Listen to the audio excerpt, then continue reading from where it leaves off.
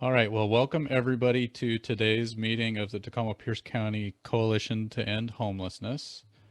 We have a full agenda as always, but want to get us kicked off.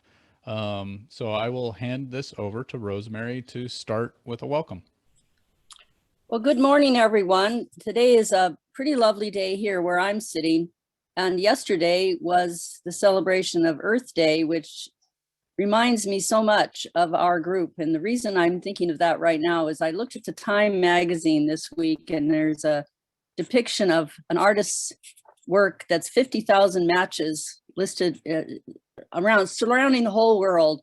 And she then lights the match. And of course, everything blows up because we're all there together. So I think in this in a positive sense for us, while that's a terrifying image, the image of having 30 or 40 or 50 or 60 of us as matches to light up the work to provide safe spaces for all to be just really makes my heart warm. So I welcome you all to this task that we do together. And Rob just posted in the chat the meeting norms that are in general. So I suggest you read those if you haven't seen them before. We voted on them last week. And I'm not sure if the Zoom norms are there. I can't quite read my chat very well, but I wanted just to have one of them to talk about briefly today before we invite new people to let us know that they're here. We decided, because we have sometimes general conversations and we want to hear everyone's voice who wishes to speak, it's not always clear how you get recognized. We've tried a variety of things. People wave their hands, people unmute themselves and just interrupt whatever's going on to make sure they get their voice in. So we're trying something to see how it works. And if you don't like it, just, let us know too. But there's a little raise hand icon that most of us have in whatever machine we're using for this. Mine is a Mac, and I have this little yellow hand that raises up, and it's under reactions. I don't know what you have. Teresa said her hand is blue, so you might have a purple one. I don't know. And if you're on the telephone, I'm not quite sure how you do it. I haven't tried the telephone, but I just wanted us to just give a try, see if we can do this together, to all raise our hand right now. And so Rob can see if he can see us. And so if you do that, then I have one more thing to say after that. That looks pretty good. And then I think you have to lower your hand if you want to get out of that, or they're going to think you have something to say all the time the meeting's on. One of the things about raising the hand that provides us with some order is that I think Rob can see the order we put our hands up. So if you're talking, if you raise your hand a lot, you might get called on a lot, but you might also be skipped because we're talking a lot. So anyway, Rob can see what the order is and keep track of us as we try to speak. I know we're going to have a couple general conversations today, so we hope that this will help us keep that in some kind of, I don't know what kind of order we could say in. So if you're new, this is what we do every week. We are an open table. We have lots of meetings. So if you like meetings, you have lots of opportunities. And if you like working on issues, you have lots of opportunities too that you can find out by attending any of those meetings. This one gives you a general overview of a lot of things. We try to introduce resources in the community and have updates from government groups and task forces who are working. So that's our general frame here if you're new. Now, one of the things we do every week is invite anyone who is new to our group, who's trying us out, to see what we have to offer, to see what you might do, to return here after being away for a while, reintroduce yourself. And if so, we'll ask you to do that in person, just your name, and if you're associated with a group, to share that so we know how to connect with you depending on the kind of work we've been involved in. So with that long-winded introduction to that, I would like to invite new people to identify yourself, unmute yourself, and let us know who you are and what you might be associated with. Peach, I see your hand raised. Hey, hello to everybody. It's been a long time, and I'm very happy to be here with my kitty Sprite. I saw that you guys are going to be talking about the camping ban, and I'm very interested to hear what everybody, and especially Maureen, is going to share. The neighborhood association where I live is very excited about the camping ban, and I would love to have some better responses. Thank you, Peach, for joining us again. It's great to see you back.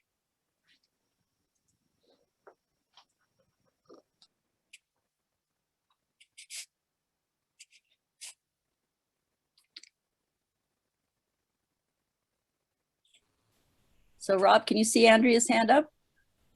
I can now, yes. Oh, all right. Hi, I'm Andrea Kelly. I actually work for Pierce County Superior Court. I am the Pretrial Services Program Manager, and I know some of you from the CPTS meeting, and I after multiple recommendations from multiple sources, have finally come and joined this meeting as well. Not only do I do pretrial services, but I'm also the grant administrator, or have some administrative duties for the True Blood Contempt programs here in Pierce County Superior Court. Of course, not to be confused with the True Blood Settlement Agreement components and programs. So a lot of information there, but I definitely felt like that these populations overlap criminal justice and the populations that you serve, and how can we connect and break down some of those barriers, silos, walls. It's all about who you have the phone number for and whose email address you have. There's a lot that we can do on the inside here at the county to resolve issues that people just don't know about, especially with COVID, and how even the government has moved in ways that I never expected to see. So thank you. So Andrea, very much happy to have you here. Delightful.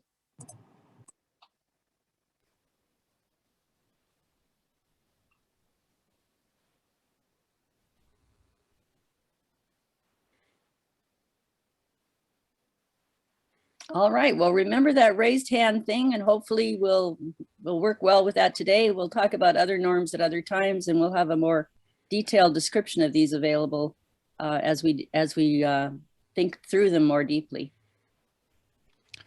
Thank you, Rob. Rosemary. And thank you everyone for being here today. At this point in the meeting, we will open the floor to, and again, great opportunity to use the raise hand function. I will say, recognize we're all learning these new group norms. And so if somehow, like Rosemary had to call to my attention that I had missed a raised hand, give each other a little space so that we can all make some order out of the chaos this morning. But the first item that we're going to talk about is what's happening on the streets this week. So this is a section of the meeting where we just ask people to weigh in with what they're seeing that's changing on the streets. If you're working directly doing outreach to a community and want to share an update about what needs are, those kinds of things, this is the time to do so. So I will step aside and call on anybody who has any direct outreach knowledge to share with the group this morning.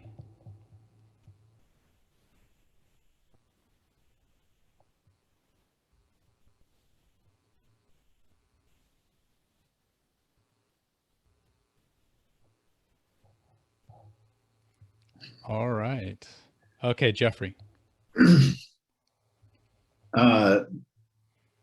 On Yakima, I saw one new tent, which is not bad. But I am not seeing, I'm seeing everyone dispersing, heading to other sites, and I haven't found some of those sites yet.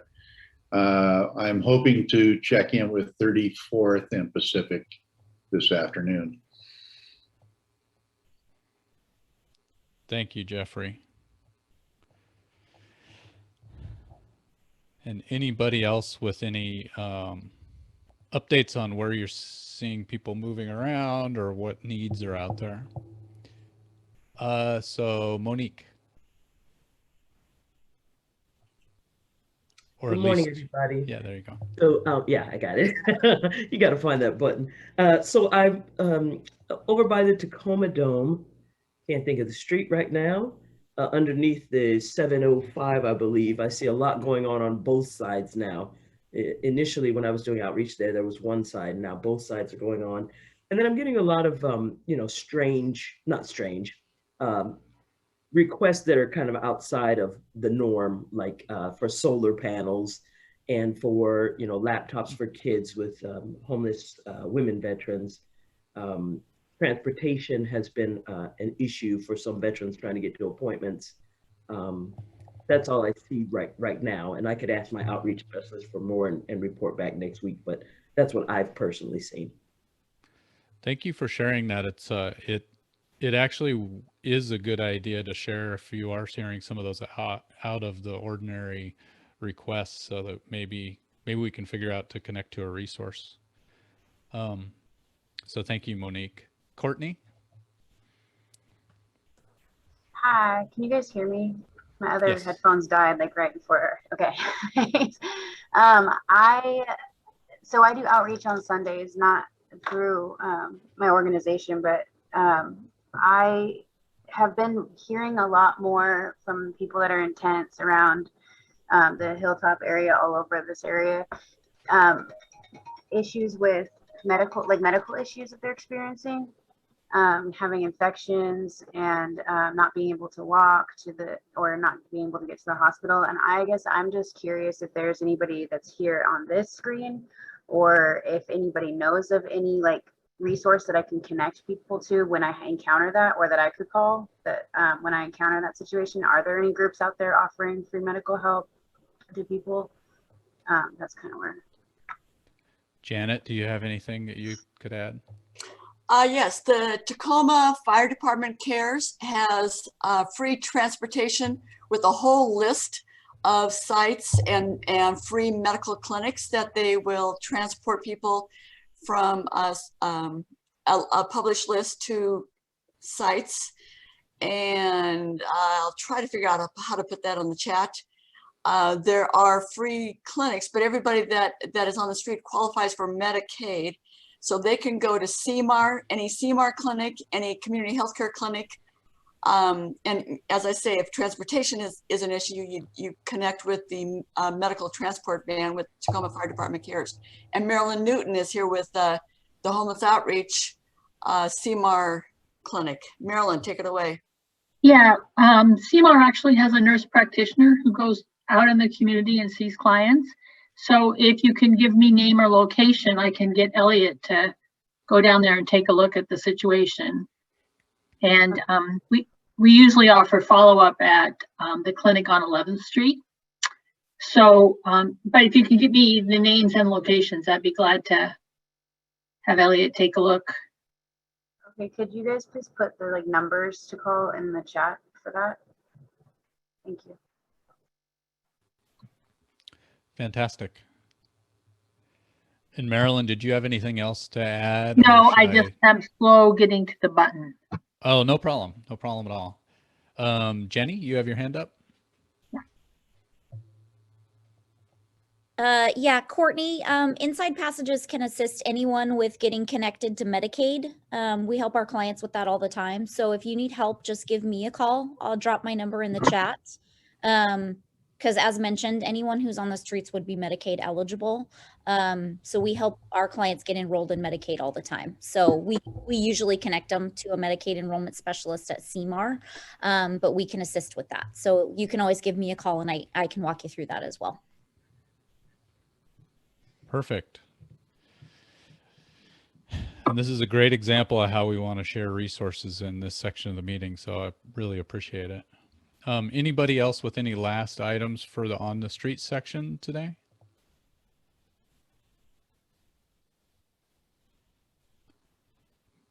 Maureen? You're muted, Maureen. Thank you.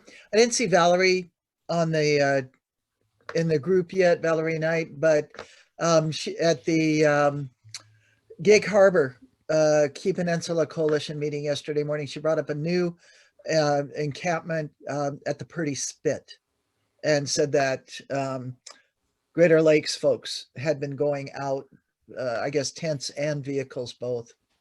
So. Okay. Cece, you had your hand up. Do you still have something to share?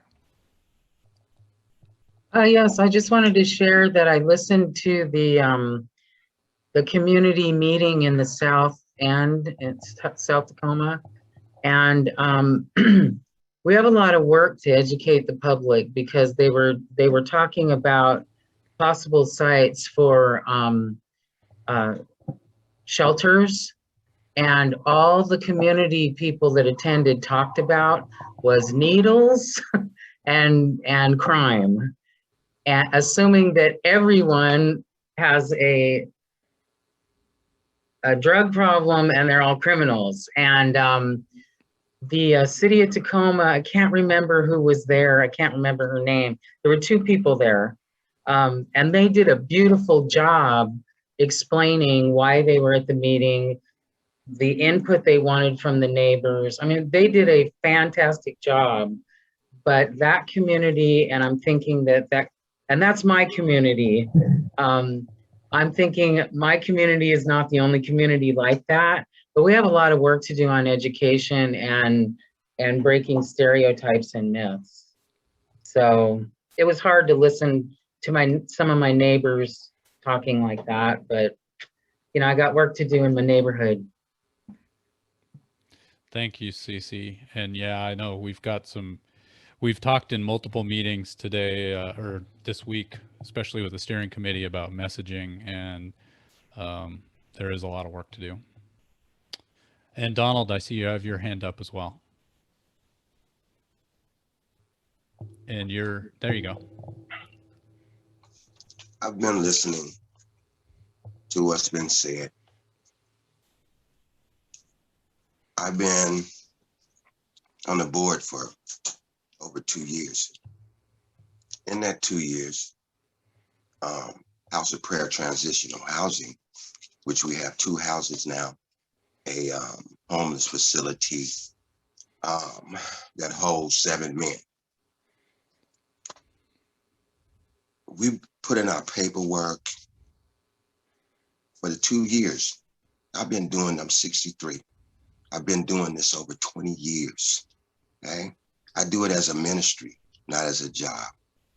So we come out of pocket with everything our church does, feeding over 500 families a month. 21 churches, they have food bank. We supply their food banks, but we do it all out of pocket. We've been asking for help for 2 years, promised help for 2 years, and we've been open for 6, the program. It's sad for me and our board to be asking coalition board that I'm on for help. And a lot of you know me. I'm dedicated. We go on the streets, Starbucks we have a contract with, they give us their food, everything. We go out on the streets. I grew up in California, Compton, California. I know the need. We contract with DOC. We take their men in. We counsel their drug addiction and whatever else they're going through. Mental, medical, all out of pocket. Feed the homeless, clothe them, house them, all out of pocket. And we've been asking for help, putting the paperwork in, promises that we have been given, and they've been lies. So I'm sitting here listening to everybody and how programs have been funded. And I don't get it. I really don't. I don't. It's like me being on the board for nothing. For nothing. I can do this myself with our partners, but it's sad for me to be on the board that long, put the paperwork in, promises that's never kept. And that's mine, MO. That is what hurts me to the bone. So Pastor Pritchard, those funding requests have been largely to the city and the county and state. Is that correct? Yeah, they're getting all the help they need. Yeah. But I'm just, I guess you call it resignation with, or however you want to call it, but we're stepping down, stepping off coalition because there's no Black programs that have been helped from the coalition. So But small, just so I understand correctly, though, the coalition doesn't fund things. I know that. Yeah. So Yeah, come on with it. I'll turn this over to, I see Rosemary has her hand up. Yes, Pastor Pritchard, I'm really sorry that your heart is hurting so much right now. And I really hope we can have a conversation. I've been thinking about this for a while, thinking of wanting to understand the situation you're in, because the idea that you are providing out of pocket these wonderful services for people is really, really noteworthy. And I really support that.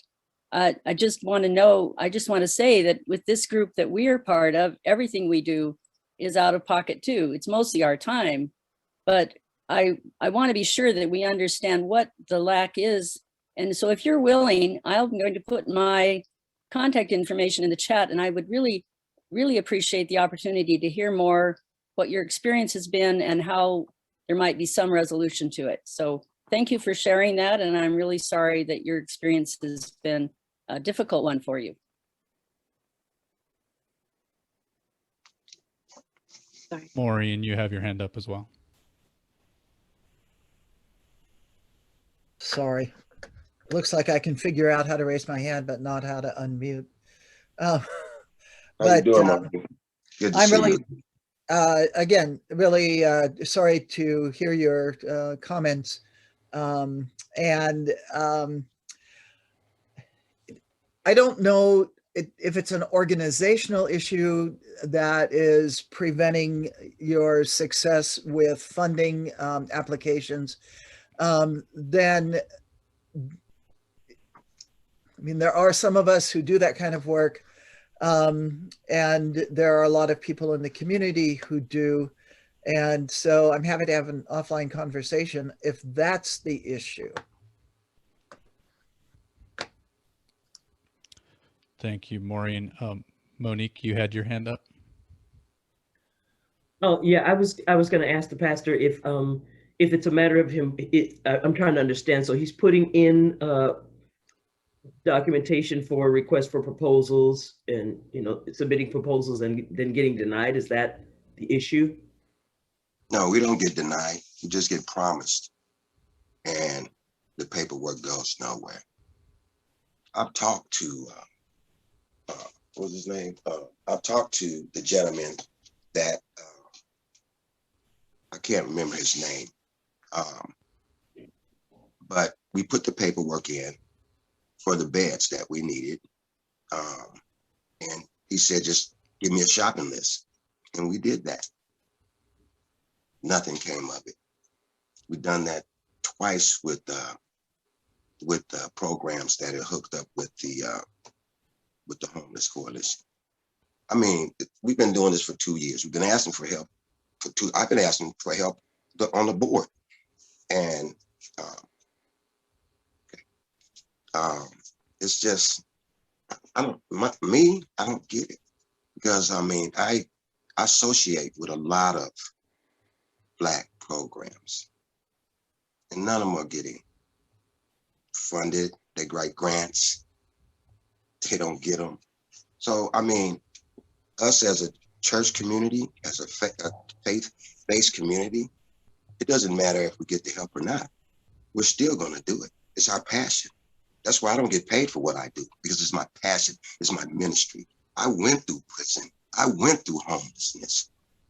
So me, I don't get it. And half of the board knows me. I just don't get it. Yeah.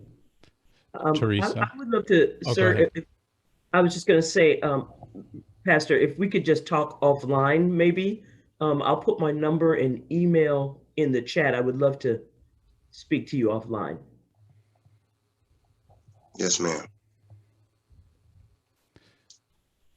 Thank you, Monique. Teresa? So I just want to say that what Donald's talking about, I think I want to broaden this a little bit. There are a lot of us in this coalition who are tiny, tiny nonprofits who have very, very small budgets.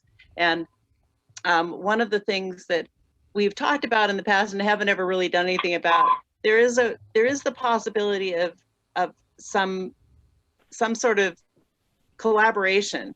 And I have some hopes for that, but if Donald's situation is like mine, it's very hard to find time to go out and work on a grant with some other small organization, even though I think that is really the pathway to having some sustainability for operations that are shoestring.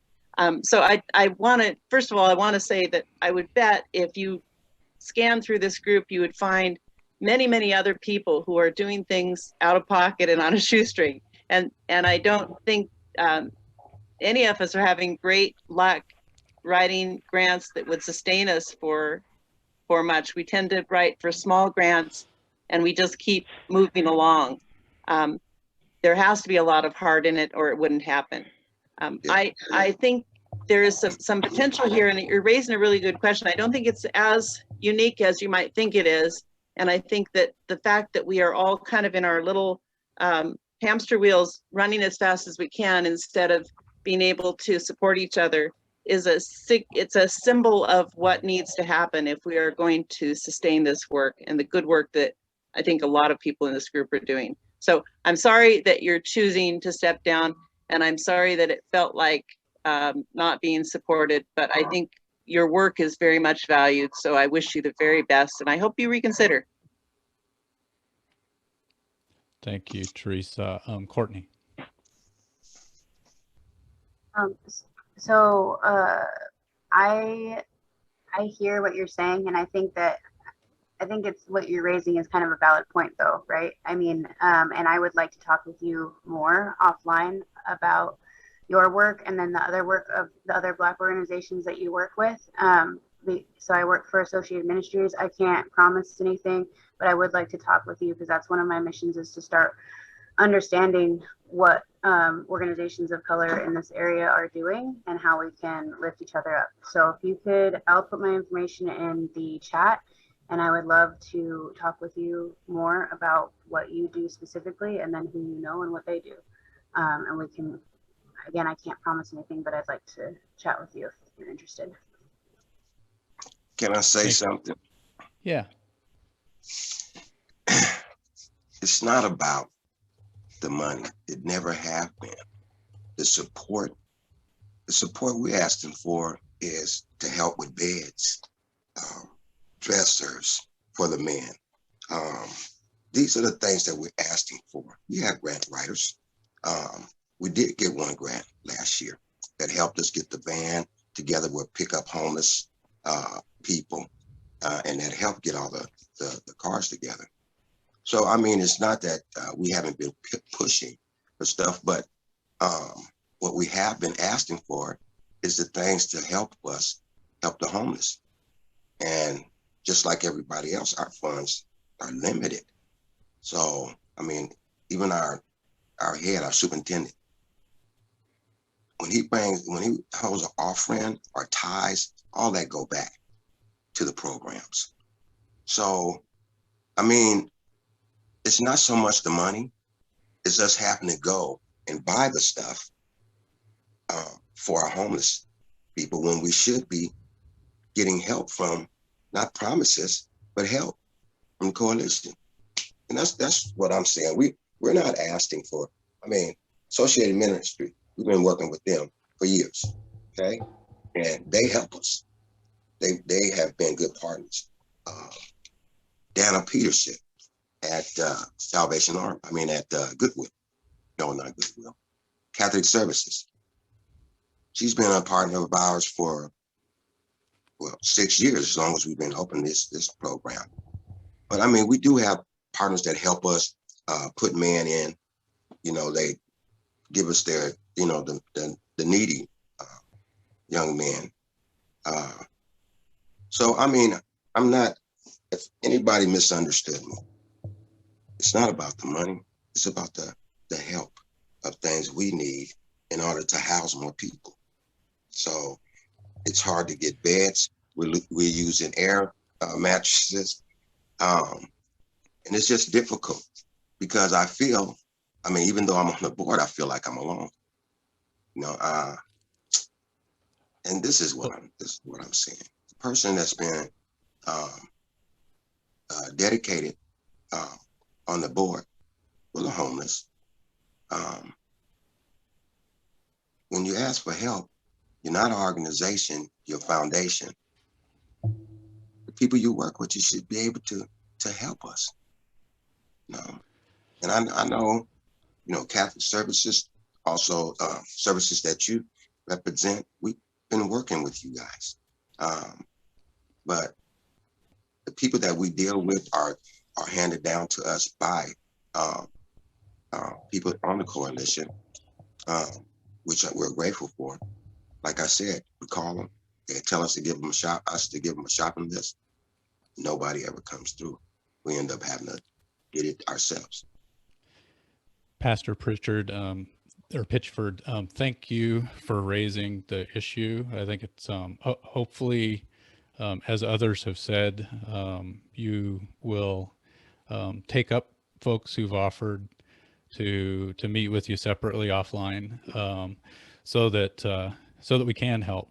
And again, really appreciate you raising this. I do know that we do need to move on with the rest of today's meeting, but I want to thank everybody for offering help and you know, for this dialogue today. And I think there's some really good issues that we do need to consider here. So thank you again.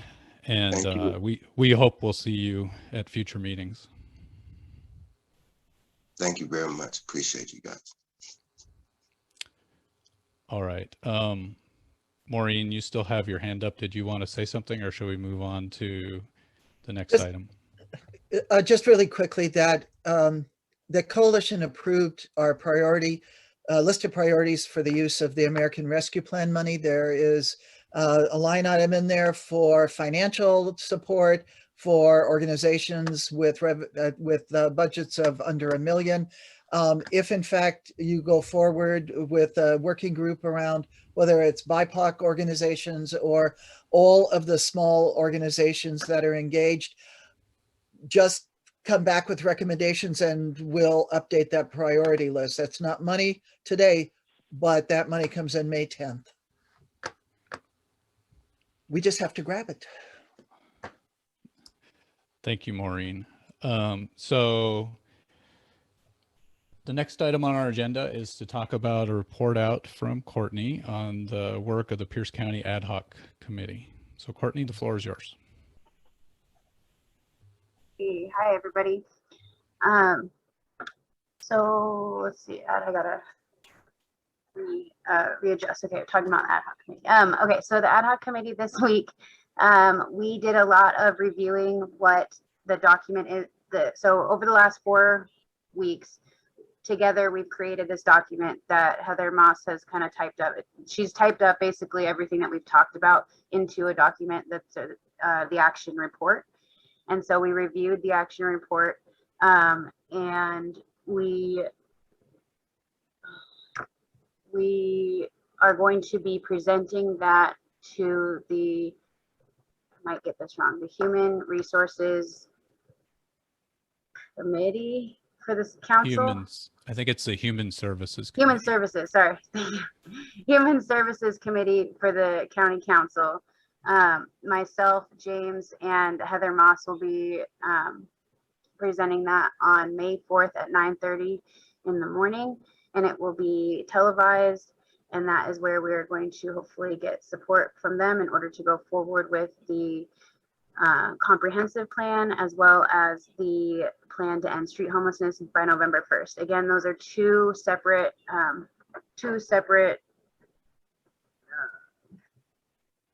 I don't want to say plans, but two separate tasks, right? And two separate task force that will be created. One will be working on the comprehensive plan for the next 6 months, and one will be working on the plan to end street homelessness by November 1st. And because of how extensive that work is going to be, we are going to need more people on those task force or committees, but we'll also have kind of like a steering committee, and then we'll have those two committees. We don't know the exact structure of it yet or who all exactly is going to be involved, but hopefully we'll know that very soon. We have to get this report approved by the county first before we can move forward with that. The idea at hand is that we will have, we'll take our universal goals, which are to end street homelessness by November 1st, and then to end homelessness in Pierce County. Those are the two universal goals, right? And then using targeted universalism, we will take those out to the public and in the different areas that work with the different targeted populations, get a lot of feedback around how to meet those goals, and then come back together to create a plan and then implement that plan. I hope that made sense. I can't remember if we talked about targeted universalism here on this platform or if that was only at the steering committee. But the idea of that is that there's a universal goal that we're trying to achieve, but with the understanding that certain populations need different things in order to reach that goal. So you make policies policies in those targeted population areas to get to that goal. And we did talk a lot about,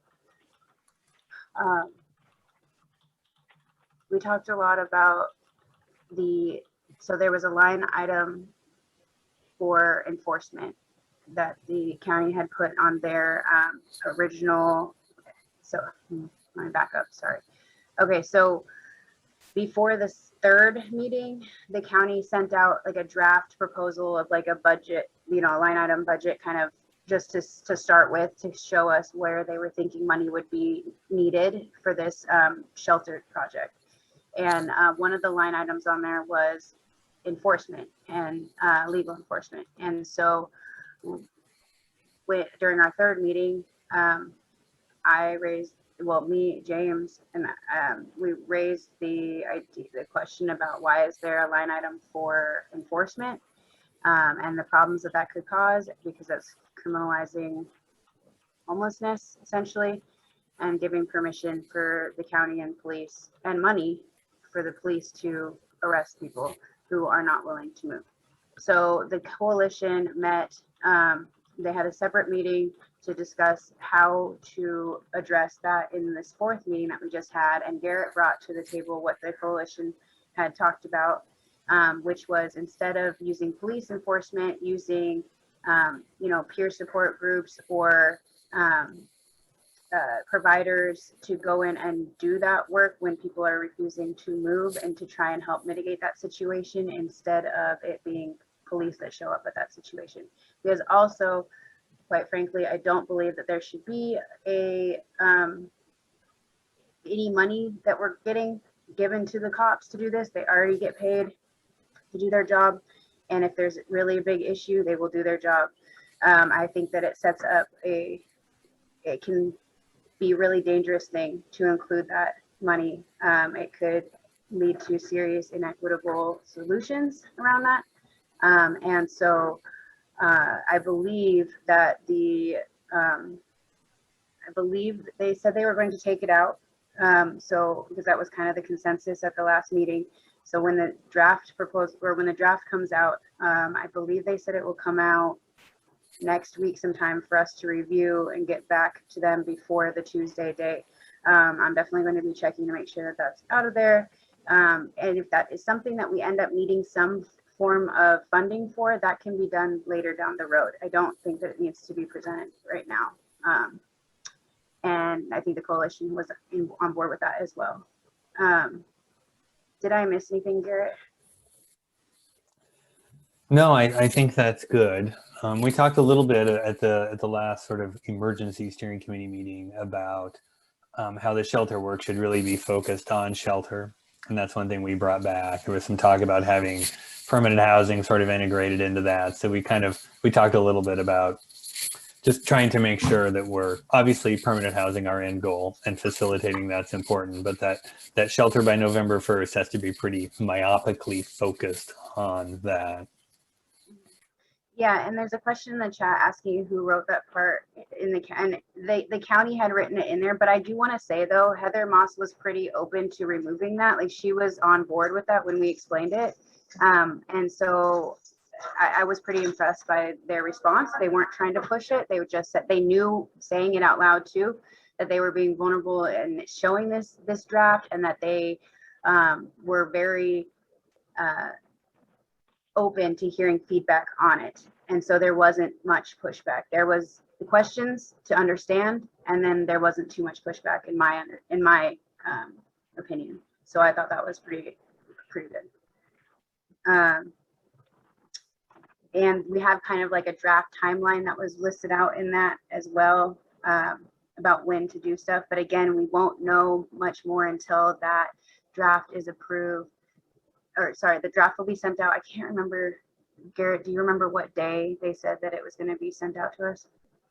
No, the deadline's driven by the May 4th Human Services Committee meeting. So it has to be completed and in the packet, you know, on that whatever Friday or Thursday prior. So it's got to be within a few days before that, which is early next week. So yeah, they didn't commit. So it's a really short timeline. So they're going to get us the draft and we have to turn around and look at it. And I believe that the Homeless Coalition is going to set up, please correct me if I'm wrong, this was my understanding from the steering committee, that there would be an emergency meeting set up to kind of review that, to make changes. And so if you want to be a part of that, that will be available as well. And then hopefully the work begins after that, after they approve it. James. Thank you, Courtney. Garrett, did I forget anything? No, you didn't forget anything. Only that the Human Services Commission on that Tuesday that we're presenting is the only agenda topic. It's going to be a lot of Q&A that Courtney and myself and the county will be part of. We already know, and Rob and I and some other folks have talked about, we need to answer the question, if we're not going to have enforcement as part of the plan, then what happens when we open up all these programs and somebody doesn't take those options? Like, what's our recourse to addressing community complaints of a person who's not accepting a shelter option? So we'll need to dive into having that answer, because I already know that question's coming. Great. So does anybody have any questions for Courtney and Garrett and James related to the ad hoc committee?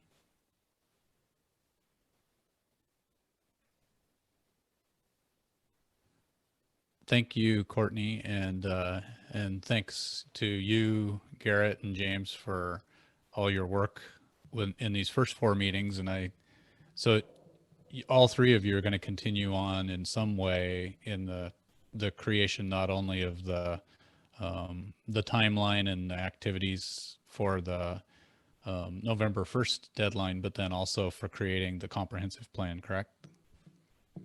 Yes, and obviously those 2 committees are going to need more people involved. We know that there needs to be more people at the table, and that has been mentioned. And we just don't know the logistics of how that's going to happen yet.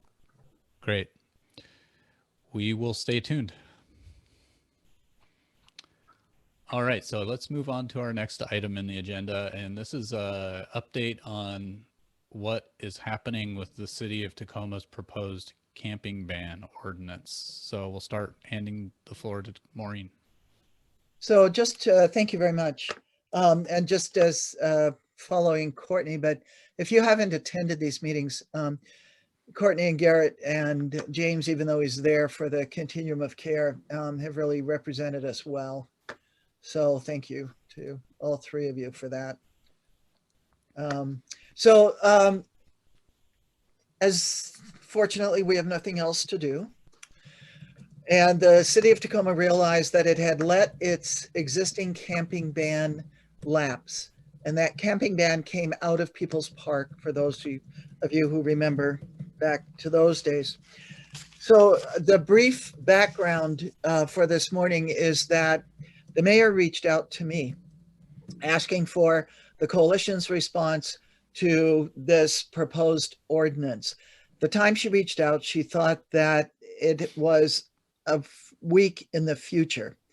And the reality was that this ordinance 28756 was scheduled for the full city council meeting agenda Tuesday of this week. So it's on our first reading and emergency meetings around it, we were particularly concerned about the punitive nature. There was a $1,000 fine for camping on public property and 90 days, up to 90 days in jail, either or both. And the authority to set this camping ban at all was rested in the power of the police. And the chief of police was, a whole new code section was developed, and the chief of police was in the city code to develop all the policies and procedures and everything. So we called for a pause. We wrote a letter, coalition approved it at our meeting Friday.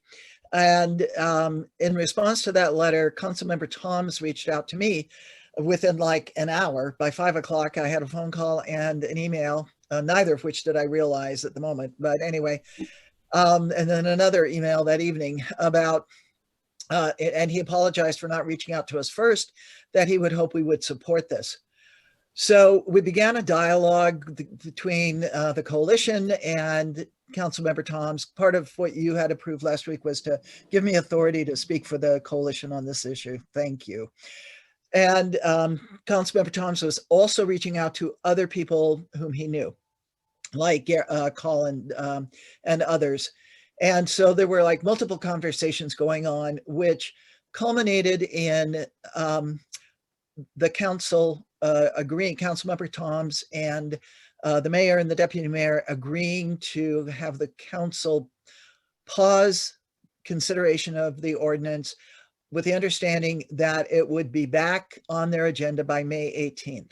And actually, I asked for a month. That's what I asked for, simply because it seemed like it was going to be a reasonable point. It was certainly better than a few hours. And so we then began a conversation more earnest with Councilmember Toms. He would make a statement, we would respond, that sort of thing. And then he asked, he said he would meet with anyone, and it was the Safe Sites for All people, the old Safe Parking Network folks said, yeah, we'd like to meet with him on Monday. He said, certainly I'll be available. So he's going to meet with the Safe Sites folks Monday at their noon meeting. And then he had also said he would meet with our steering committee.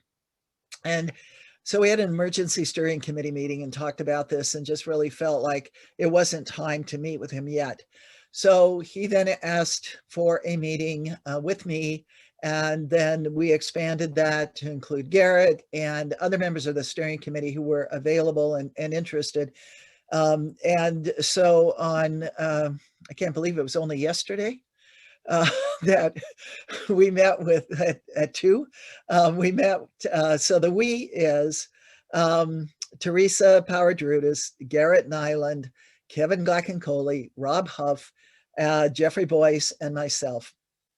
And I know it's not an appropriate representation, but we went with the people that we had available who were available then. And so we're doing our best to represent everybody. The meeting did not include any city staff out of NCS or any other part of the city. The city staff who were there were the city manager, not a designee, but the actual city manager, and the Linda Foster, who staffs Councilmember Toms and others. City attorney, Maureen. Sorry? The city attorney. Oh, the city attorney. Thank you. Not the city manager. Right. Thank you. Thank you. Thank you. City attorney. So, we began with Councilmember Toms making a pretty incredible statement that actually aligned pretty well with our principles and what we are trying to do. And regrettably, the meeting was not recorded because my own feeling was that that statement should be heard by everybody. Now, we have agreed to meet again. Councilmember Tom's, we're waiting on him to decide if he wants us to meet without him. Deputy Mayor Blocker was invited but not able to join the meeting yesterday. The mayor, despite being in a fair amount of pain, as she talked about needing to have a tooth pulled, did join us for a period of time. So this is all of which is to say that this is pretty high profile in terms of the mayor and the city attorney. And we are waiting to hear when the next meeting will be. Now, what I've asked is the other 5 who were at the meeting to each give you something that they thought was a really important or an insight out of that meeting. And then we'll take some time just for open conversation, and then use the chat, please. All right. So did I give the deputy mayor's amendment? Okay, so the deputy mayor, by the time we got to the meeting, had put forward an amendment which reduced the fine to $25 and reduced the time in jail to no more than 30 days. It was still either or both, and also made it that kicked in on the 3rd ticket that someone received. There were no other changes to the original amendment or the original ordinance or the city code, proposed city code change. So if you think about this, not as a no camping ban, but if you think about it as how we use public property is might be helpful to us getting someplace that we want to be. So I don't know, who wants to go first? If you want to pop your hand up or wave at me. Okay, Teresa, and then Jeffrey. The main thing that I was struck by was how amenable everyone seemed to be trying to get to something that was going to work. So Tom said really explicitly that he would like to see the criminalization aspect removed. And that was a surprise to me because, and he also didn't seem to be certain about what they had control over in terms of, can we say that we're not going to have this consequence? How do we make something enforceable? I just want to say I was surprised by how much he was working to try to find some common ground. And that was a surprise to me. And the other 2 city staffers also appeared to be listening to what was being said. Garrett was great in that he said, you know, what's not in the ordinance, you know, the whereases, and this was news to me, all the whereases you can't enforce, what's in the ordinance you need to enforce. And they really, I think they automatically made that change, Garrett. Did they? I mean, Okay, they said they were. The matchup between their intent and what they created in the ordinance, there seemed to be a significant divergence in that, you know, where their intent wasn't to have the police putting people in prison, but that's what the ordinance said. And I again, like Teresa, I really got the sense that they want to bring the ordinance in line with what their stated intent is. And so I'm optimistic. Jeffrey. I really had the sense that compromise was on the table, and not that we have any firm answers right now. His concerns were the small percentage of bad actors who are in encampments and who might refuse appropriate sheltering. And I have to acknowledge that that's a potential problem. But I was very pleased with the level of readiness to compromise in different places in the in this bill. Okay, Rob or Kevin?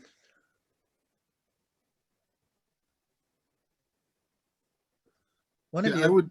I was trying to see if Rob was hopping in. I would say the thing I would add to this is that there is a sense from the city that they don't want this. Their intent is not to have this imposed before there are enough safe, appropriate sites. And so we had a lot of conversation about the timing of enacting it so that it doesn't give people in the community a sense that there's a tool to use which can't be used at the present time.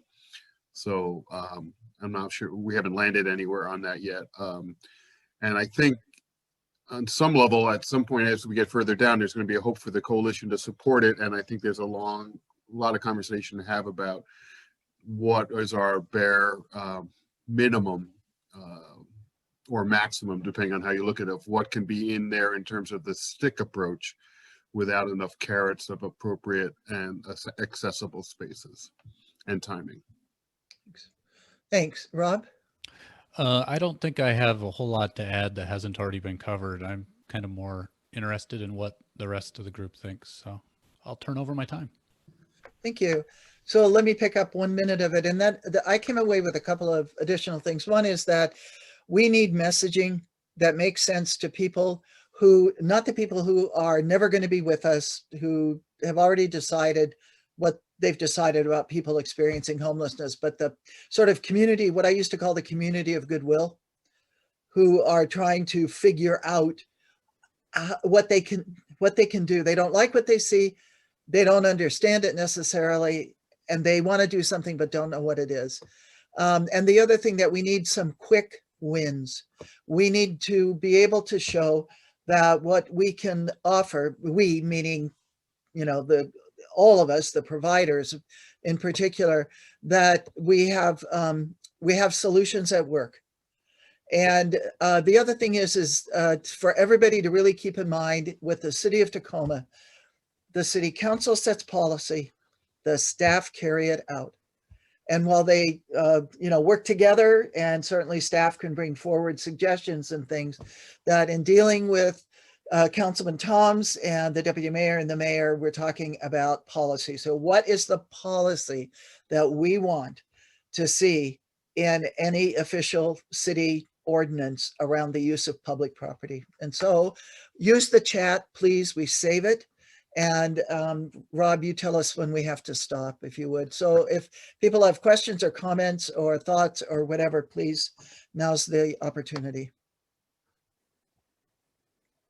Yeah, and some of you are using the chat. Thank you for that. But if we do want to have a little bit of live conversation about it, that would be great as well. So please use your raise hand function if you do want to say something.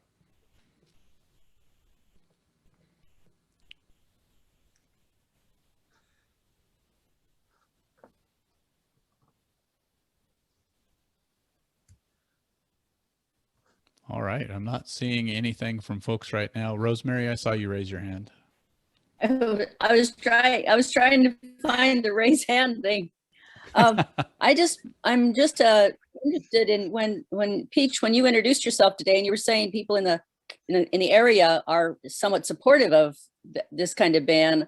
I just am really convinced about the timing question and the idea that if a ban were to be passed soon, the folks in your community would be delighted to have a ban, it sounded like, and yet the services and the shelters are not, and the tiny homes and all are not available. So I really agree with Maureen's point about messaging and how we don't want to set up communities for thinking something would be enforced that really is unconstitutional if we don't have appropriate shelter available to people. So I just want to reinforce that.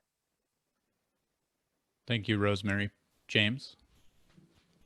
For those on the steering committee, this is just a repeat of things that I've said, but I just wanted to share for the larger group that I've been part of 2 other program changes with enforcement with the city of Tacoma. One in 2017 when they declared the first state of emergency and opened up the mitigation site. There was mitigation site and then the stability site, which made approximately 90 long-term sanctioned campsites or long-term sort of transitional housing programs. And the goal was that at the same time there would be an enforcement piece with the same kind of feedback that what do we do if no one wants to go? But as I stated at the steering committee, the stability site was full of all of the sites that were built, and they built more tiny homes outside of the original site to accommodate the influx, as well as I had a waiting list that we were reviewing on the outreach teams daily that was well over double the amount of beds that we had. And at a certain point, we had a lot of influx of folks who wanted the beds from all over the city of Tacoma. They weren't even being referred by law enforcement anymore. People were self-referring until the list included the waiting list. Like that's what started to slow down people's fervor to get in, is that they weren't getting in. And then even when the most recent camping ban ordinance was enacted in 2019 around People's Park, it was the same thing. I think our final count at People's Park was 84 people that were sleeping there the night of December 21st, before we moved folks over to the tiny homes that were over a couple blocks away. There was 38 units available, or beds, I guess, because some of them were doubled up. And of course, we had 84 people who wanted them. So we filled it up, and then again, had a huge waiting list. So my suggestion for Tom's or anyone is that why don't we cross that bridge when we come to it? Why don't we open up all the shelters we can, watch them fill up, and then like the ban can be enacted at some time down the road. The community is going to see the response of a lot of people getting into these campsites more than they are the ban, because the ban will ultimately not give the sense of like, not everybody on their streets are going to be suddenly gone, is my feedback. They might be relocated or even arrested for 30 days or whatever, but until we have the campsites, folks will return. And it's just my opinion or my anecdotal knowledge from experience that if we open the sites up first, people will go there first, they'll be full, and then we can talk about what to do when we have empty slots available. Thank you, James. Colin, you had your hand up next. Well, I knew if I followed James, that was going to happen. He basically just said every single dang thing I was going to say. So I, being involved as James was, I totally agree. I'm excited about the work that's going on. I'm excited that council is willing to talk. And I just really think that we need to, and I know that that's happening with Maureen and Garrett leading the way, get our ducks in a row for what our asks are. And I think we need to be firm. And I think to James's point, it's real simple. And I think I get caught up in the policy and the actual practice of actionable items. But I think we need both pieces. We need that policy piece, but we also, to me, I just hope that this is the impetus that opens up more sites. As James said, we know what the answer is. So I'm hoping that the city will step forward and really just model something very similar to what we did in 2017. But now we're just going to actually include more options. We're going to include safe parking. We're going to see if maybe we can include some tiny houses, some other things, so that we can identify and quantify what is the need. To James's point, how many people are actually left on the streets after we have these opportunities? Call them bad actors, call them what you want, but those are the individuals then we can roll up our sleeves and we can really focus on. If we have 10 people that refuse all the services, great. That's where outreach workers come into play, and let's start talking to them and figure out what will work for you? What is best for you? What do you want? But until we have the opportunity to move the ones that want to move, we're just kind of painting them all with the same brush, which is really unfortunate. So I think this is a huge opportunity. I'm excited for the upcoming conversations. I'm also really interested, I just throw out there, one I mentioned earlier, I really think this is an opportunity to engage the larger community, the business owners, the residents like Teresa that have been screaming for years, like, let's have a safe place for these people to go, right? So engaging them, having them in the conversation, what that looks like moving forward, I think will be super important. So I don't know, I'm just very excited about it. So thanks for the work. Thank you, Colin. I'll go to Gerald next, and then we'll wrap up this section with a comment from Peach. Oh, okay. Okay, I thought Peach was before me. I would just kind of add a couple things. I'm always kind of skeptical that I've learned in these few years we've had the RISE Center and dealing with the city. I'm always kind of skeptical when I hear the elected officials, right?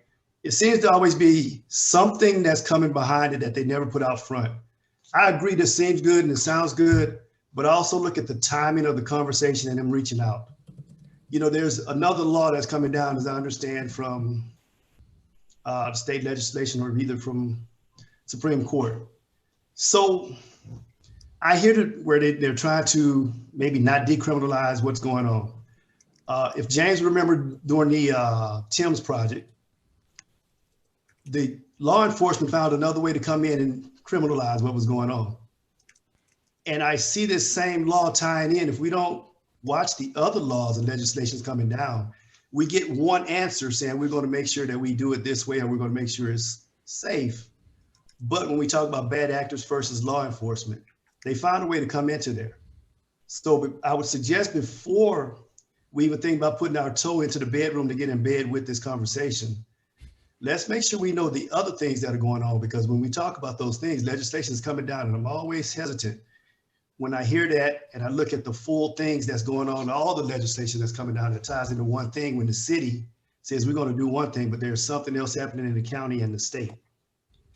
Also, I agree with what Colin and James was saying, you know, getting shelter, getting people in the housing and all of that. But I want to recall to James what really happened here in how we got into People's Park when we got ready to do the Tim's project. It happened because of the tobacco on G Street. Of all the folks that was from the hilltop that was on G Street, we organized them, got them into People's Park, organized People's Park. The rest of the city heard, and then people came into People's Park.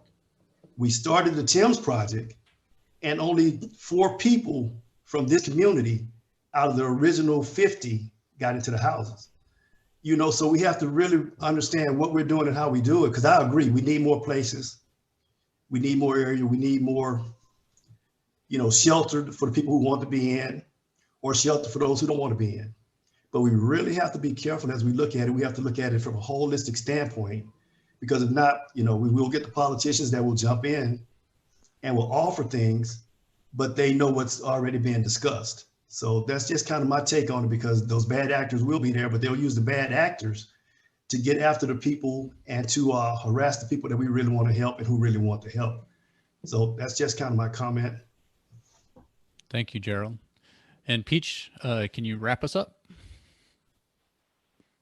Okay, real quick. I just wanted to respond to Maureen and say that my 8th and I neighbor association's delusion is that the campers already are refusing to use existing shelters. That's their operational assumption when they're looking at the camping ban. And okay, the second thing I wanted to say was that some groups that I am following, including Tacoma Housing Now, are asking what's going on with city and county properties that could be used for places that people can camp, and why are we talking about a camping ban instead of talking about, you know, opening some county public spaces for people to be, because everybody has to be somewhere. So I'm wondering whether y'all are working with those folks at all, or talking to them. And the third thing is the very basic, you know, root problem for me is the tax structure that keeps pushing our city officials to incentivize market rate housing because they can't tax wealth. We just had a capital gains tax passed by the Washington legislature, or is very close to being passed, you know, and that opens up an opportunity that I think we would do well to talk about, you know, because that's leverage when we're talking to the city about what their options are. So right now, I understand they're pushed up against a wall. You know, if they take away market rate housing and subsidize cheaper housing, their tax base crumbles. And right now, their budgets are already, you know, direly squeezed. I know I work for the city, you know, so can we, I know that we need to focus on, you know, getting everybody inside by November 1st, but can we also keep that sort of big picture goal of making sure that our policies aren't driving the problem? That's all. Thank you, Peach. Maureen, did you want to kind of close this out then, and then we'll move on to another topic with you? So thanks, everybody. And please do email me or info@PC Homeless. And we will, our immediate response to the coalition is to the steering committee. And those meetings always get posted. They're open.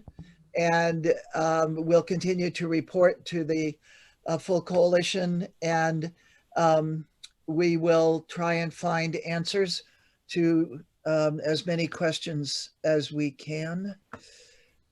And as to the question, Peach, of do we work with Tacoma Housing Now and other groups? Anybody this is an open table. Everybody can be on the listserv. So that's where we are. And how many people from Tacoma Housing Now are on the listserv, I don't know. But our process has been that, you know, as long as you're committed to ending homelessness, as long as you are respectful, then you are welcome in this coalition. And the same with the steering committee. And we understand everybody can't be at every meeting. This is right now, this is the best we can do. So, and we have tracked public space, public property in across Pierce County and in this, including the city of Tacoma, since the legislature ordered them to identify all surplus property. And I think we're a couple years into that. And we have on more than one occasion had a list of all public properties in the city of Tacoma. So, yeah. Thanks, everybody. Thank you, Maureen. And before you turn off your mic, we have another topic. So this next one may or may not be a little quicker. We need to determine who will be a representative for the coalition to the continuum of care. So you're queued up, Maureen. All right, thank you. So as you remember, we voted on a process for people who were going to represent the coalition in different situations. And the selection of Courtney and Garrett to the ad hoc committee preceded us actually having anything that we had agreed on, but now we have something. And so we have a seat on the continuum of care, the coalition does. And that seat has been vacant for several months. And we have, fortunately, we have James Pogue, who chairs that continuum of care, who can answer any questions that we need answered. But we are hoping, we've gone out to the coalition. We know that some people are either willing to be nominated or to nominate themselves. We would like to fill that seat today with a vote. So what we'd like to do, and Rob, I'm going to let you handle the process, but we'd like people to either nominate somebody or nominate themselves, to give the nominee like a minute to tell us why they are our best option for representing us. And do remember, this is a public meeting. So even if you are not selected, or if you are interested but don't know enough, you can always, as a member of the public, attend the meeting. So, all right, so who would like to either nominate or be nominated? I'd like to see some hands. Thank you. And Garrett, can you and I work together as we get people's names to kind of put together a quick poll, and we'll do it that way? Perfect. Got the poll made with the 2 people that have already indicated an interest. That is Gerald Daniels. I'm not sure if he was volunteered or got voluntold, but he is willing to represent the coalition. And also Lori Davenport. And these are both folks that have been spending a lot of time with the coalition at our weekly meetings and our steering committee meetings. So they're definitely in the room regularly with all of us. And thanks to Valerie Knight, who reminds us that it's a 2-part process. So the coalition selects someone that we put forward as our representative, and then the continuum of care has a process of a membership selection. And so they make the final recommendation as to whether that person is put forward for membership by the continuum of care. Every process is different. We will learn them all over time. So thanks, Valerie. Gerald, you want to give us your 1-minute elevator speech about why you should represent us? Sure. Well, thank you for letting me get in for this 1 minute, and I'll give my elevator speech real quick. I think I want to represent because I'm passionate and I'm really enjoying, loving this job that I do over here for the RISE Center. And I probably wouldn't have voted, nominated or voted myself, but since Teresa said yesterday she was going to nominate me, so I might as well nominate myself. And I've become a little bit more passionate since I've been hanging out with you guys. And so I think, you know, I have a drive for the committee I want to be on for the youth, homeless. And I see that indication here. They're the ones that's left out very, very much because we really skip over that age group because they become young adults. And people forget some of them age out of the foster care system and no one's there advocating for them. So I really want to be an advocate for them so we can remember that because most of those are the ones that are on the street because they get skipped over. Yesterday, they were 17 and today they turned 18 and now they're a young adult and no one ever thinks about them and they're left on the street. So I have a passion for that and I have a drive to want to make sure that we give them a voice. Great, thank you. Lori, your elevator speech. All right. Oh man, it's already too long. So I feel very passionate about this work because I've been working in legal aid for 20 years now. And before that, I just did a whole bunch of other stuff, technology stuff. And having really gotten to understand why the legal system does not work, especially for people who are Black, Indigenous, color, people who are in poverty, the system is designed to oppress those people. The system does not work. The homeless prevention system does not work. And so I'd like to get in there and see what I can do to make a difference in that. And I've been around the coalition long enough that I can't possibly bring the experience that a lot of you have, but I've been listening, I've been paying attention, and I think it's just essential. So, so I'm interested. Thanks. Thank you, Lori. I want to, those of you who can see the chat, I want to call your attention to the fact that, as James reminded us yesterday at the steering committee, and they're listed out now, and Valerie has reminded us, there are many other empty positions on the continuum of care. So just keep that in mind as well. Is there anybody else who would like to nominate themselves or anyone who wants to nominate someone?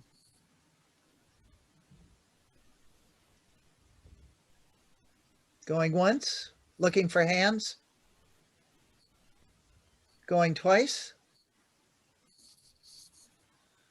All right, then let's vote. Thank you to both Gerald and Lori. Do we have a poll, a vote? We do have a poll. Okay.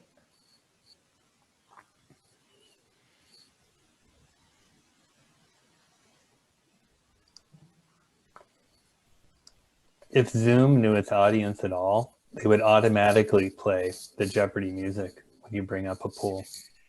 It's a missed opportunity. Isn't it?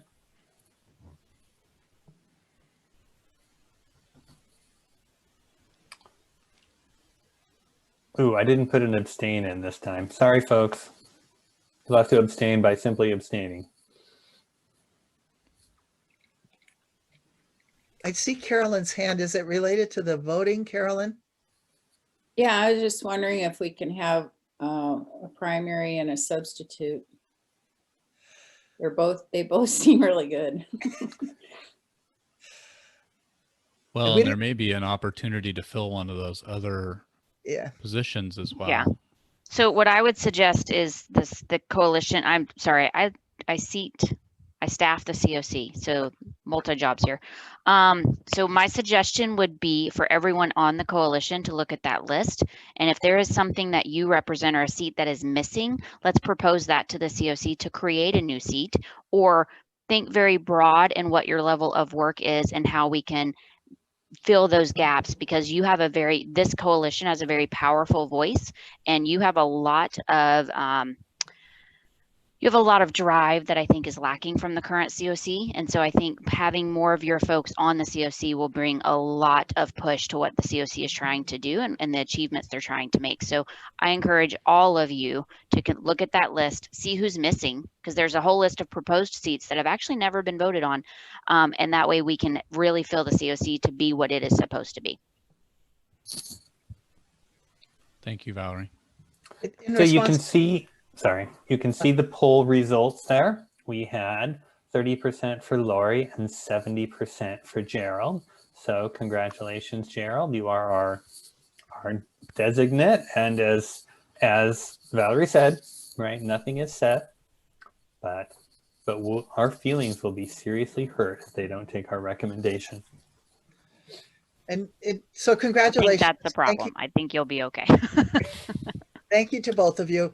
In response to Carolyn's suggestion of an alternate, my own feeling is no, that we're stronger if people do as Valerie suggested, and as James had made us clearly aware of, there are lots of open seats. And if we don't have a seat on the COC for legal right now, then let's get one. So let people take this seriously. All right. Thank All right. you. And then a real quick announcement, Maureen, did you want to talk about the creation of a coalition housing committee? And I hope you have a vote. Did you make a vote? For this item? You didn't make a vote, did you? Making one right now. Right now. Okay. All right. So while our technology gurus, there are just so many moving pieces right now, folks. It's just like, I don't know. I thought retirement was supposed to be different. So for the past years, I have danced around with the best way for the coalition to engage on the housing end, the permanent housing end, and how, very selfishly, how to bring the experience that I have on the housing end into this conversation, and have tried several different ways. And what became clear a couple of years ago is that just like homelessness is everybody's issue, housing is now everybody's issue. And there are lots of groups, and that's a really good thing.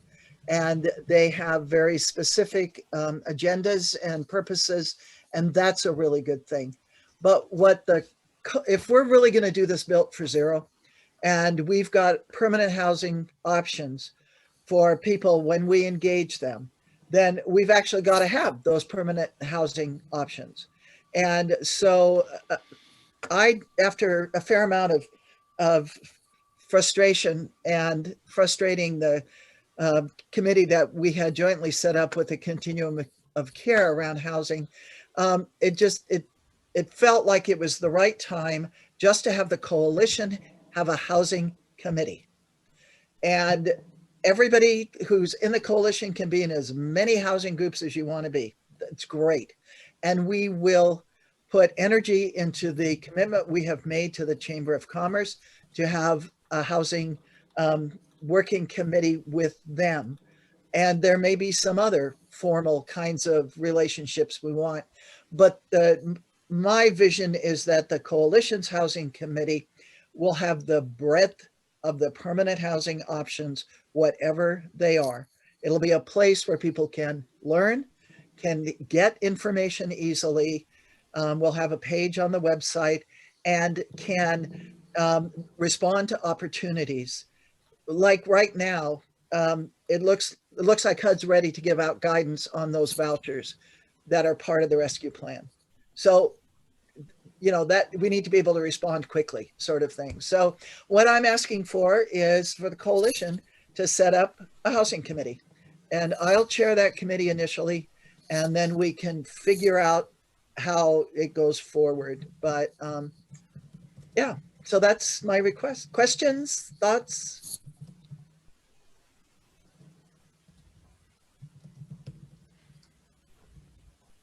I see Roxanne. Sorry, I needed to put my hand down and unmute myself.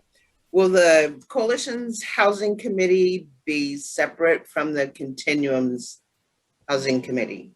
Yes. At the last Continuum of Care meeting, Amanda DeShazo, who chairs that joint committee, suspended it. She canceled all further meetings, and she's going to be talking with the Continuum of Care Executive Committee about how that housing strategic area should go forward. So you and I need to talk because there have been changes since then. And she fine. and I are talking, but yeah, okay. Yeah, no, that's fine. I'm not, this is not in response to Amanda's decision. This is in response to my recognition that, quite frankly, if we are going to do Built for Zero, there is nobody out there who is covering the breadth of housing options, permanent housing options, for 0 to 30%. Right. The breadth of them. Correct. Lots of people doing lots of good work. Correct. Thank you. So that's where I see, and I see people who were already engaged. If Amanda and the Continuum of Care want to, set up a Continuum of Care housing committee again, subcommittee again, or if they want it to be a joint committee, that's all possible. But we can't wait on what other people are going to do, because we got to do this now. And this group is going to meet, and people are going to work. And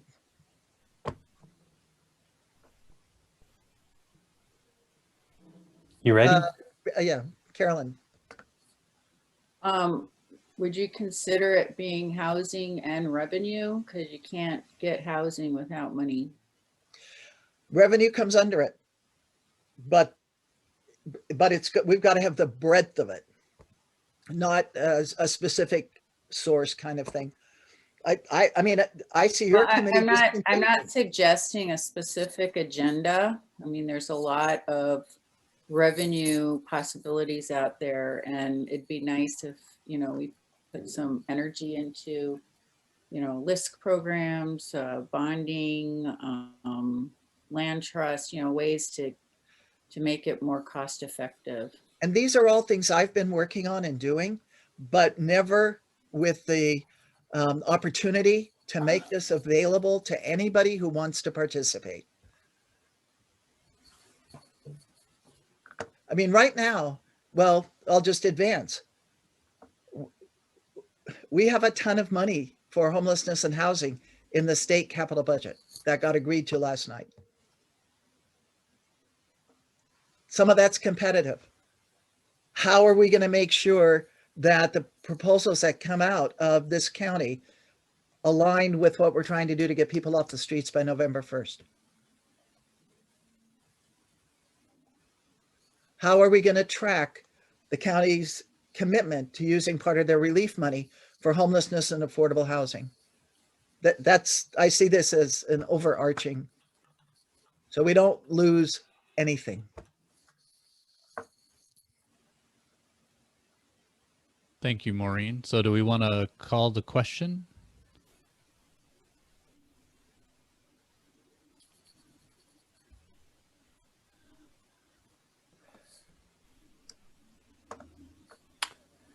There she is. Not exactly what Maureen said, but kind of what Maureen said. Should the coalition create a housing committee to focus on 0 to 30% AMI permanent housing in Pierce County? Ish.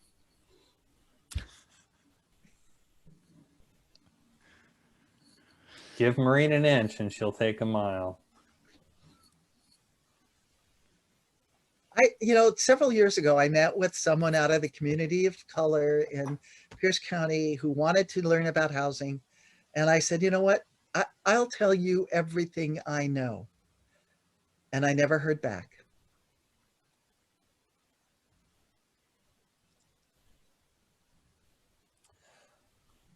All right. I think we're going to wrap this up in 5, 4, 3, 2, 1. Boom. Looks like a pretty loud yes, with 1 no and 7 abstentions. Thanks, everybody. We're going to do this in part. Those of you who are old enough have, like, you know, estate planning or where's my password when I, you know, die sort of thing, how you get in my computer. Well, this is going to be things you need to know about housing. Thank you, Maureen. So moving along quickly, next in the agenda is coalition announcements. So Kevin, do you briefly have some coalition announcements? Al, I saw you raise your hand. Did you want to speak first? Well, I just want to say that we clearly should connect with both of the housing authorities as part of that process. Thank you, Al. Kevin? Yeah, so I'll give 2 updates. One is I've been providing, through the coalition, I've been providing snacks and water at the vaccine sites that have been happening at the Rescue Mission, Nativity House, Little House Village, and other places. Health Department's very grateful for the coalition's support. It's one of the things that, with all the funding they have for this, they can't provide snacks. And so it's just to have something there for folks who are coming in. This weekend, I'll be putting together some, through funding that Garrett got for hygiene supplies, putting together hygiene kits that will include socks, a mask, and that's in a trade with Irene Morrison. She had extra masks and I had extra socks, so we're swapping those out. Hand sanitizer, soap, toothbrush, toothpaste, etc. And it'll have a message on it about how people can access or find out where they can get vaccinated, and it'll be for outreach workers to use as they're going out and talking to folks. And then we're still waiting for the money to come from the Department of Health, but we are going to be getting phone chargers, which will also have a little messaging on them. And we were looking for gas cards. It'll probably be a Safeway card that can be used either as people are going out to talk to folks or at the vaccine sites, whether it's the first Johnson & Johnson, if they go back to that, or the sites that had to go use one of the other 2 for their return ones as an incentive for people to come. And they can either use the card for their own gas, or if they can use it to barter for a ride with somebody else, and everyone could use a phone charger. Working on that this weekend. I will have a group of high school students, and if the weather's nice, we can actually do it outside to do the packing, because their Nerf Wars team is out of it, and they don't have to worry about being shot by Nerf guns while we're outside, which has been my reality for the last 2 weeks. Fun. Yeah. All right. So thank you for that, Kevin. Let's move on to government updates. So we'll start with City of Tacoma. Hello, everybody. Our updates today.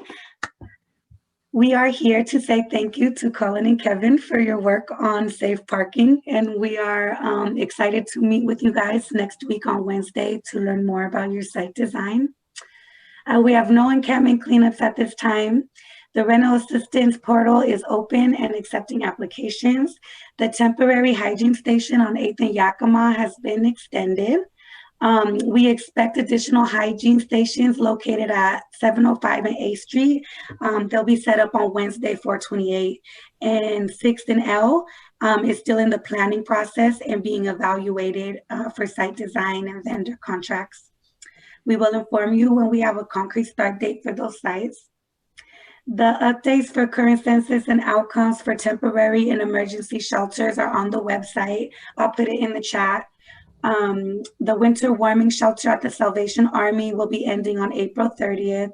The city is supporting them with locating other shelter options for single men, and it's been challenging.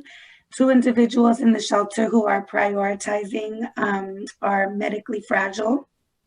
Please let us know if there's any resources that could support that transition. And then council updates. SCS will be presenting at the study session on the 27th, and we'll be presenting on updates on process and outreach regarding the temporary mitigation stabilization sites, and also our draft homelessness strategy. And that's all I got for today. Thank you, Clarissa. Next, we have updates from Pierce County. Valerie? Good morning. So I have better internet today because I'm in Port Orchard. That's what happens when you have to live in the community. So updates from the county. So we received word from the American Relief Act. We're getting approximately 16 million more in rental assistance dollars for Pierce County, and then we will also get a dollar amount from the state.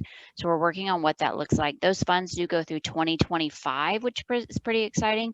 So we're really looking at a long-term plan of how to get those dollars spent, with a primary focus of how to ensure the 58 million we have in current doc spent. We are in the final stages of updating the portal so that you can have the live data on the dashboard. So as soon as that's out, I will send everyone a link, and we will get that to you ASAP.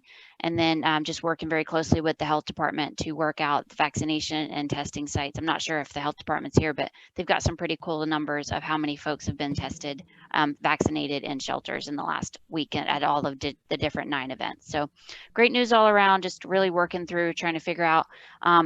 I think the county is going to be hiring some more staff. So if anybody's interested in working for Pierce County, it's a great place to be. It's a good time to be a county employee. You can see on our website, I'll send you out that information as things open. I know there's some data positions open now as well as IT positions, but we will be growing. So feel free to apply if anyone's interested. So thanks for having me. I always love these meetings, and I appreciate it. But if there's anything more that y'all want to know about, if there's specific areas of updates you want, I am happy to collect those and report out each week. Thank you, Valerie. You're welcome. Any quick questions for Valerie before we move on to the health department? All right, not seeing any. So updates from the Tacoma Pierce County Health Department. Morning, everybody. I'm gonna try something different here and paste this information in the chat before I go over the updates. Okay, so I wasn't here last week. I was at the Comprehensive Life Resources Vaccination Clinic, and I actually attended all the clinics last week as a community liaison. And so the health department vaccinated all the providers and guests that wanted to be vaccinated at these clinics. I don't know the exact number, but I want to say out of all of them, it was around 300. That's not exact, so don't quote me on that. But you know, we were learning some things. There's some things that could have been better. There's things that went really well. Everybody was super grateful for the snacks and bottled water. So thank you for running those out. And I know they were appreciated. Oh, thank you, Valerie. I was close. Also, something that I learned while attending these events and doing like a vaccine experience sort of survey after people were vaccinated is that even with people that weren't living in the shelters, like just people that showed up for some of the events from the community, is that many people are familiar with the Department of Health, the State Department of Health, and the CDC, but there's many people that aren't familiar with our local public health website and also our vaccine webpage. And so, so really just sharing about that with people and telling them to pass it on. Our website is where we have all the clinic listings. In my update here in the chat, we have 2 static clinics that are up and running 3 days out of the week. The Lakewood one has Pfizer. So if you know any 16 and 17-year-olds that need to be vaccinated with Pfizer, I would recommend going to that place. We're still working on mature minors that don't have like a parent to consent for the vaccine. There's lots of conversation going on about that right now. So these 2 static clinics, there's a registration form, but there's walk-up. There's 50 walk-up available. Anybody can just walk in and get a vaccine if they're available that day. So just so people know that. I also posted the call center number for Pierce County and the health department. This number can, anybody can call, get help scheduling an appointment, be directed to maybe transportation assistance. So we're just trying to get the word out there. Also, just Valerie touched on it a little bit. We're working with Valerie and Jenny and some of the outreach leads within the county to talk about maybe some different types of events, maybe like a vaccination in the park day or things like that. We're tossing around ideas on how to do this better. Maybe like near encampments or something. So there's conversation happening. We're trying to figure this out. I just thank you all for the work that you do in our community, and my contact information is in the chat, and I think that's it for right now. Thank you, Rihanna. And then is anybody here from Pierce County Emergency Management that needs to do an update today? All right.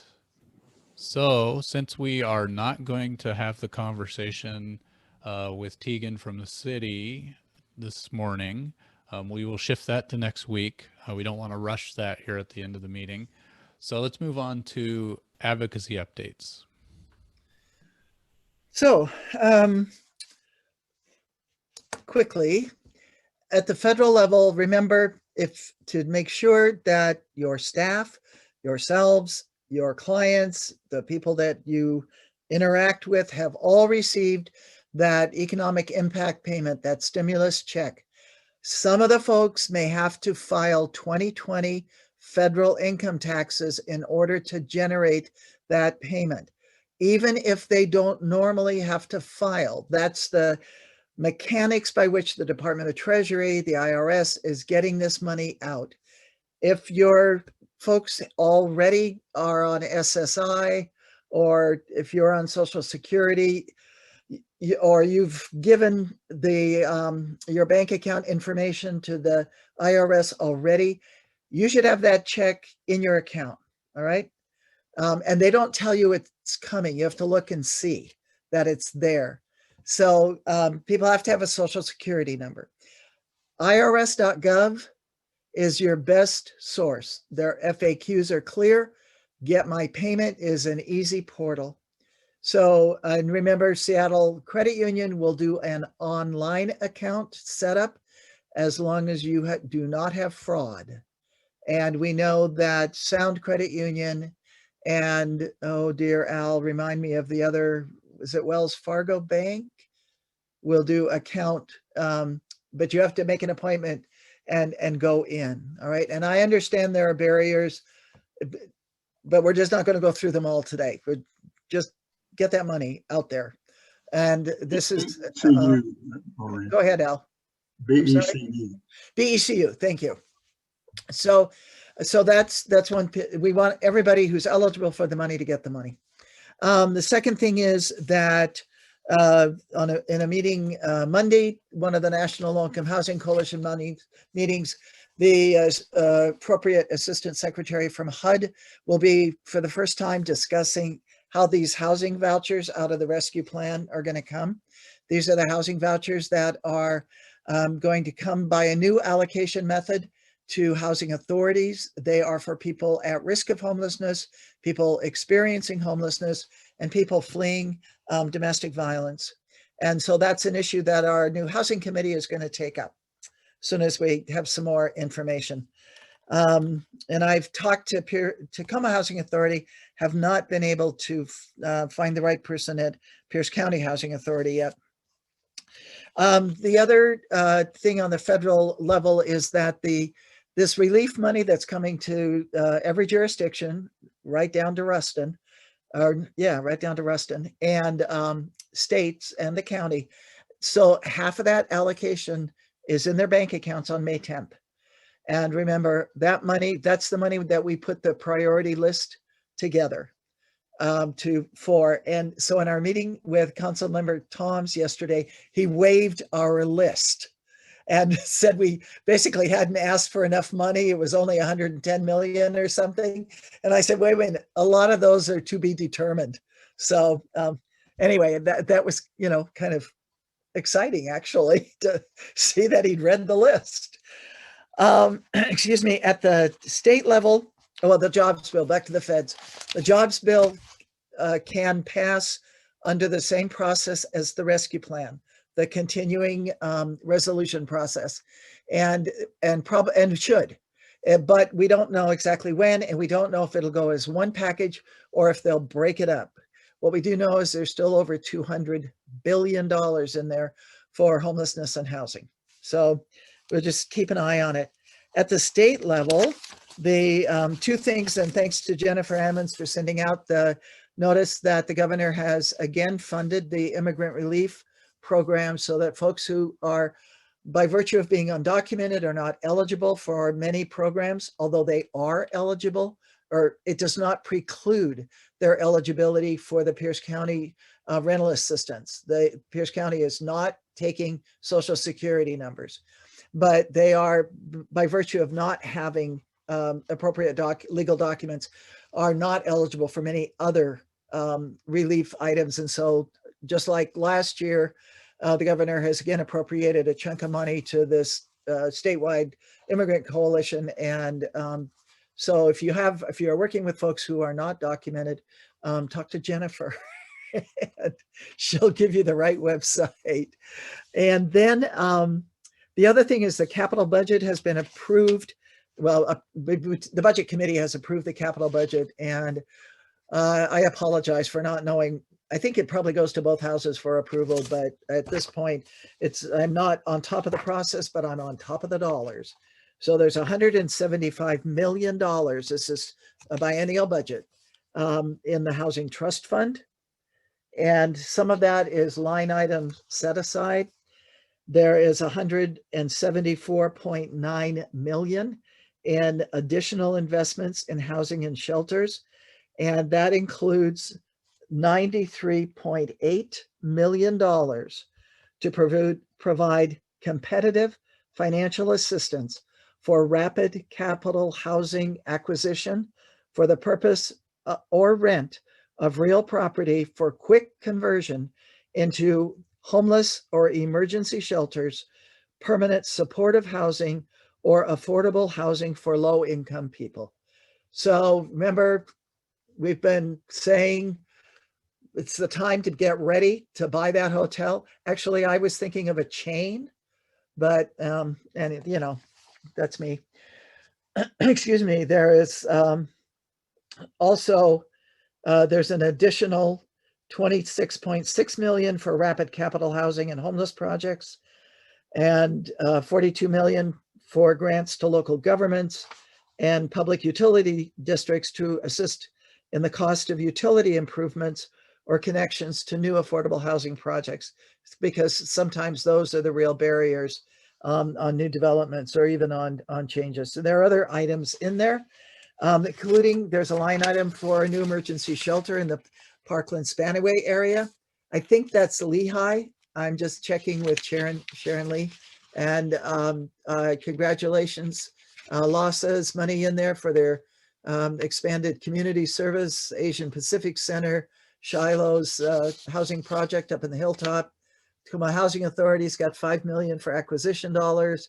There's a whole chunk on behavioral health and on other issues that are of concern. I know to those of you who are working within those particular areas, that I just know they're there. I don't know what it means, but the budget's online, and we'll just keep following the process. Let's see, I think 5160, I know it went to that's the right to counsel, and the governor signed it, I'm pretty sure. Somebody back me up here, Jennifer or Lori, or if Gloria's. As of yesterday, he hadn't signed it. I thought I saw it early this morning, but maybe, anyway, it's on his desk for sure, and it might be signed. And 1236, the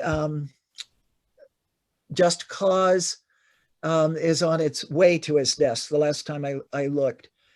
1277, which is the increase in the document recording fee, is still in play, or was still in play early this morning, with because of the relationship to the budget. Operating budget comes out possibly today, hopefully, and everything's done by April 25th. So think about those hotel folks. Even if you don't want to buy one, remember Bridge Housing was looking for a partner. They would buy it if somebody would operate it under that model: emergency shelter now and permanent housing eventually. So let's get it. I mean, let's get every room we can. So thank you. Thank you, Maureen. And to wrap up the time that we have today, let's turn over to Jen and Colin for an update on the Safe Sites for All.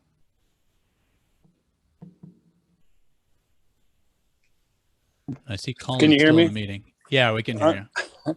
I'm on my phone, so you can't see me, which is probably a good thing. So Safe Sites for All, you know, this is, and I think it was talked about last week, this is really the transition from the Safe Parking Network. We have expanded. We have a new name. We have a new meeting at the same time. So this group will still be meeting on Mondays at noon. It's definitely open, like so many of our meetings, open to anybody who wants to attend. But you know, with everything going on and the energy around the conversations that are happening with the city, this really kind of just falls into kind of more catches what we really want to do, which is just provide safe sites for all. It's really that simple and also that challenging. But what I will do right now, so one, I would just say, if you have any interest in that earlier conversation that we had around some of the strategies and the conversations with the city, please. And I'm not exactly sure how you get on the email listserv or the meeting invite for that. So I don't know if that, I know it was just updated. Maybe Garrett or Rob could say how you get invited. Sure. Garrett?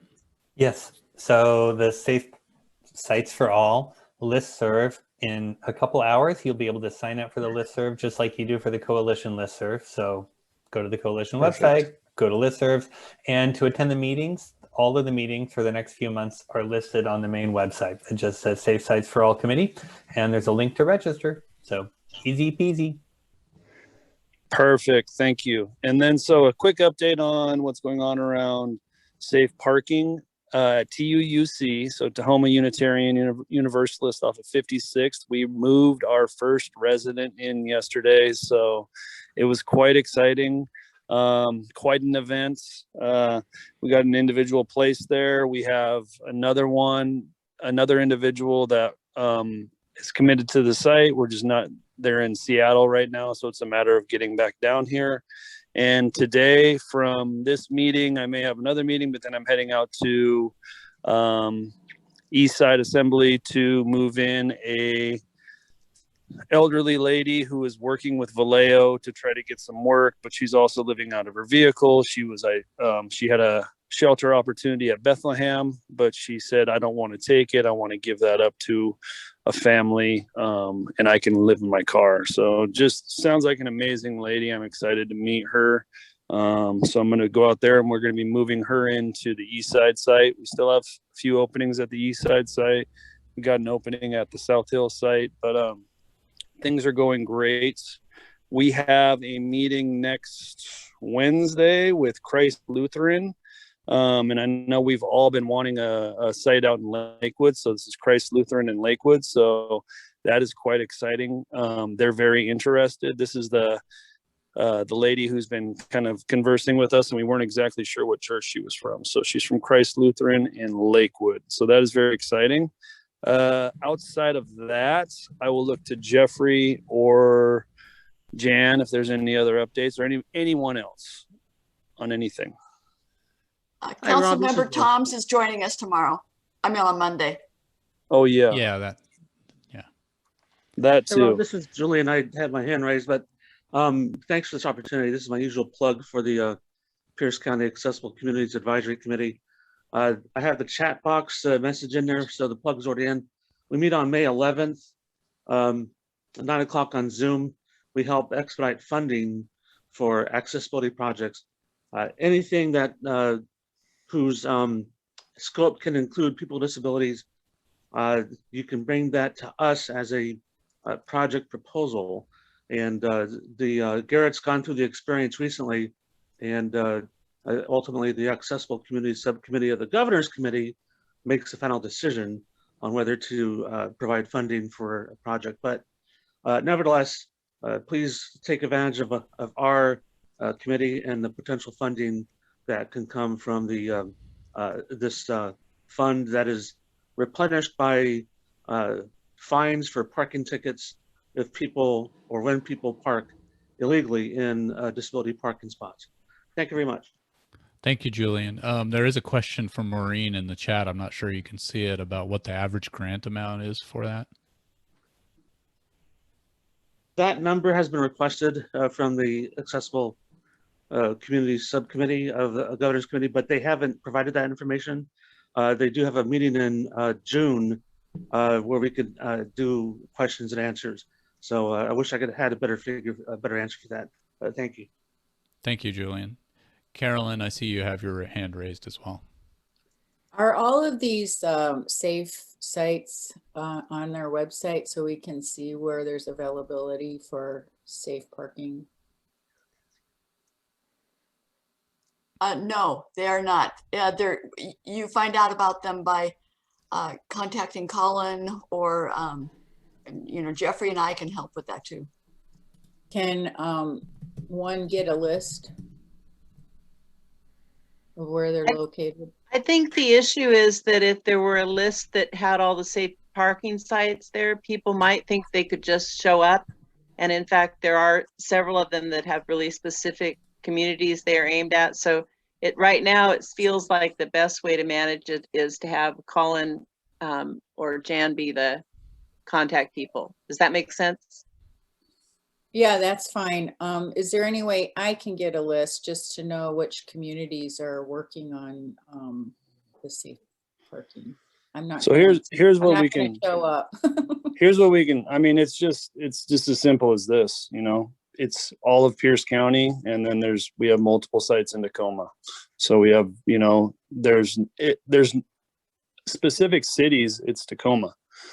And then it's just the county. So it's unincorporated Pierce County. We have sites. So outside of that it's not, I have no problem telling you, but really, as far as if you're talking to anyone, that's really all you need to tell them. It's safe sites, safe parking sites throughout Pierce County. We're open to opening any new sites anywhere in Pierce County, including the Key Peninsula or anything like that. But to Maureen's point, and Carolyn, obviously, I don't think you're going to put the word out. It just, to put it out there, it's simply, we've already had people that have shown up at sites just from getting referrals from case managers that I've worked with, and they thought it was okay. And it's not done in a bad way, but what we find is cars show up in the middle of the night and it scares our existing campers, and it just creates, it just takes away from the control that we have over the site. So that's really the reasoning behind it. Thank you, Colin. So we have reached the top of the hour. I want to thank everybody for joining us today, and Hope everybody has a good, safe weekend. If you do want to stay on the call, we will, just like every week, have a group of folks who will be talking about the content for next week's meeting.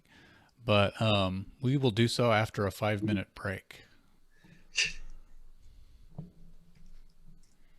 Thanks, everybody. Have a good weekend.